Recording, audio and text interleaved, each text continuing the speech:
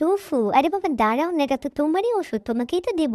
এত মানে পাগল হওয়ার অস্থির হওয়ার কি আছে বাবা? শোনো আম্মু, আমি এত অস্থিরও হয়নি, এত পাগলও হয়নি। তুমি আমার সাথে এরকম করতেছো জন্য আমি একটু আর কি এক্সাইটেড হয়ে গেছিলাম। এতদিন তো ওষুধটা খাওয়াওনি, তো হঠাৎ করে আজকে নিয়ে আসলে জন্য আমি এরকম করলাম একটু। তো কি হয়েছে?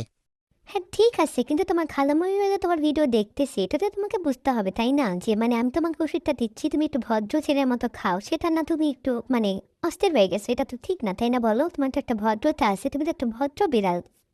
শোনো আম্মু, অত ভদ্র অভদ্র আমি কিছু বুঝি না। তুমি দিলে দাও, না দিলে আমি গেলাম গা। তুমি কি দিবা? রাজপার মতো জিজ্ঞেস করতেছি, দিবা তুমি? আমি কিন্তু তোমাকে বলে রাখতেছি, আমি কিন্তু বিচার দিব, মনে রাখো তুমি।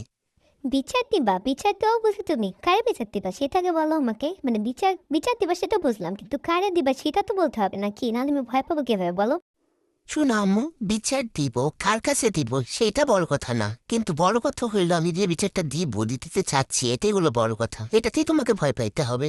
এখন তুমি যদি ভয় না পাও তাহলে আমার কি করার আছে বলো? তবুও একটু বলে রাখলাম আর কি।